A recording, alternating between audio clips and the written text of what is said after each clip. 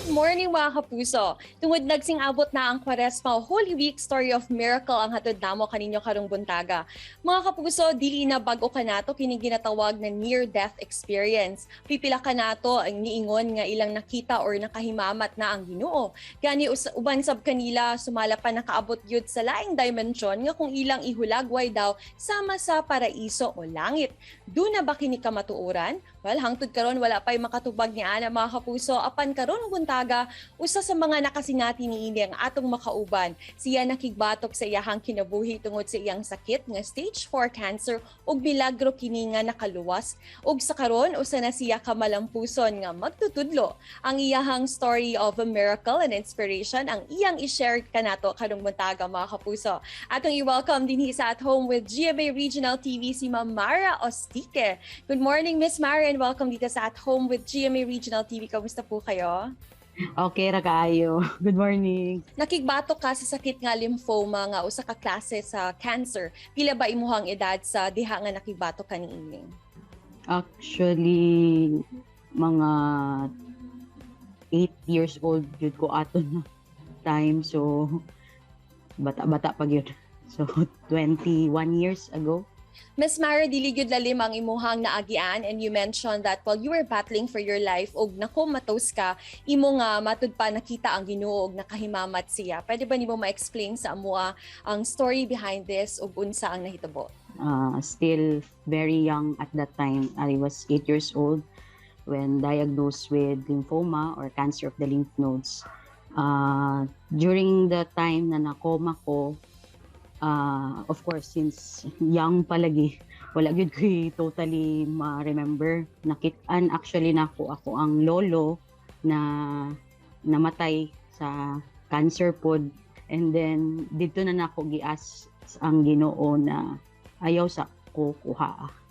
Then, at the third day, dito na ko namata, akong giingon kay la mama was that I saw a great light and shared everything to them. We truly admire your strength and your courage, Mamara. Ba't ka to imong ginaingon nga imuhang nakastulyog na kahimamat ang Ginoo? As far as you can remember, unsa bangin inyong gistoryahan atong higayuna?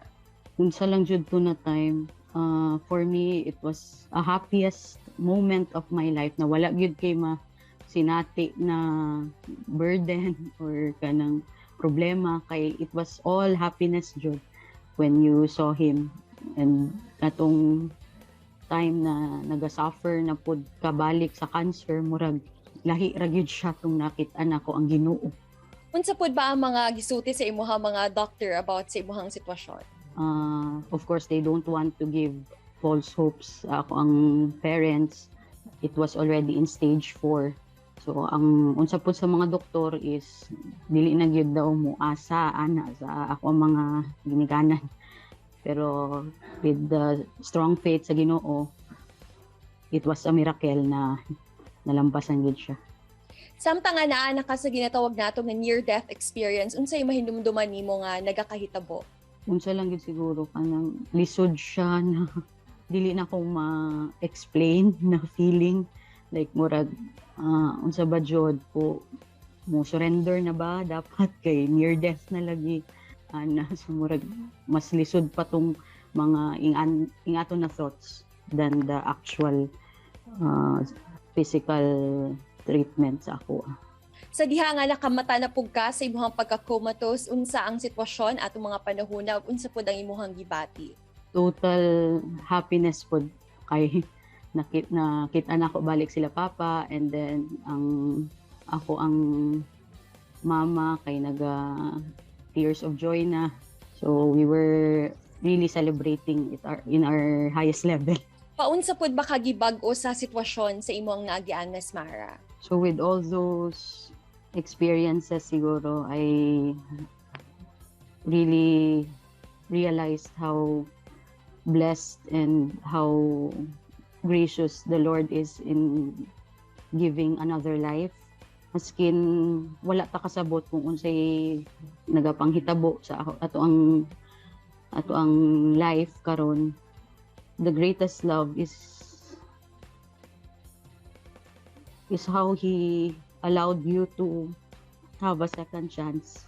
Do you consider pud ba nga ang imuhang kinabuhi karon o sa kabilagro? Milagro gyud. Amen.